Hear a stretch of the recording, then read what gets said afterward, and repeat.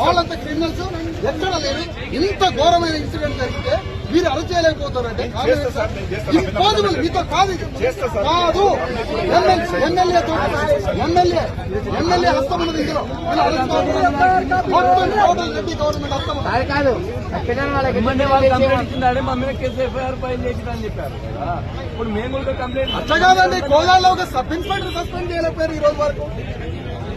ఈ రోజు వరకు ఒక సబ్ ఇన్స్పెక్టర్ సస్పెన్షన్ చేయలేకపోయారు. మీకు అర్థం కావట్లేదా? మీ అంతరాత్మ తెలవదా? మీ అంతరాత్మ తెలవదా?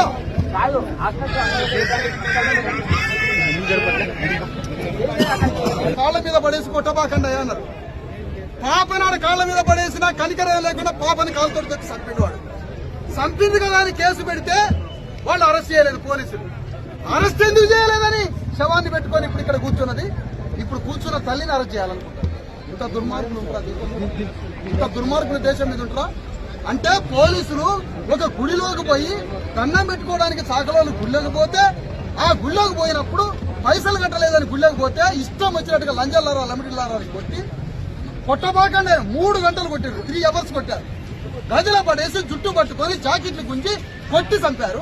అట్లా కొట్టినాక పాపని తీసుకుపోయి కొట్టబాకండి, తల్లిని కొట్టబాకండి. 2 నెలల పచ్చి బాలింత 2 నెలల పాపని తీసుకుపోతే ఆ పాపని తీసుకుపోయి కాళ్ళకాడ పెడితే వాడు కనికరిస్తాడేమో అని, వాడు పులిలాగా కొడుతున్నా ఆ పులికి కూడా కనికరం ఉంటుందని పాపని తీసుకుపోయి ఆ పులి కాళ్ళకాడ పెడితే ఆ పులి పాపను కూడా కాటేసి చంపేసింది. ఇలాంటి వాడు పాకిస్తాన్ ఉగ్రవాది కూడా చేస్తాడు ఈ పని. ఉగ్రవాదైనా చేస్తాడు ఈ పని.